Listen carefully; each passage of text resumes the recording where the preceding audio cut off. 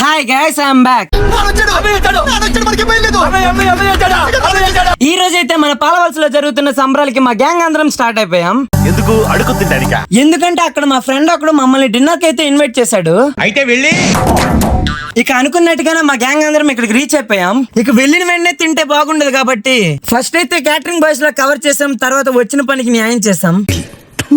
And మనల్ని dinner కి invite చేసిన పెద్ద మనిషి ఇతనే. వాడు సంక నువ్వు నాకు, వాడు నీ సంక నాకుతాడు. ఇక తిన్న తర్వాత మా గ్యాంగ్ అందరూ సంబరాలు చూడడానికి అయితే వెళ్తామన్నారు. ఇంతలోపే మా సీనియర్ అన్నీలు కనబడితే వాళ్ళతో తిరగడానికి వెళ్ళిపోయా మా గ్యాంగ్ కి చెప్పకుండా.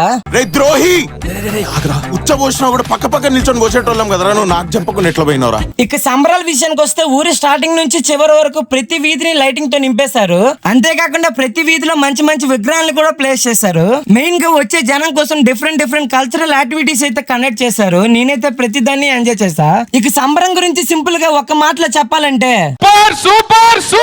ఈ సంబరాలకి అయితే మా ఫ్రెండ్స్ వల్ల బాగా ఎంజాయ్ చేశా. మీరు ఏ సంబరాలకు బాగా ఎంజాయ్ చేశారో కామెంట్ చేయండి. ఇక సంబరంలో తిరగడం అయ్యాక మా గ్యాంగ్ అందరం ఇక్కడే పడుకుండిపోయాం. ఇక గ్యాంగ్ అంతా ఒక చోట ఉంటే నిద్రేమో గానీ నవ్వులు ఖచ్చితంగా ఉంటాయి.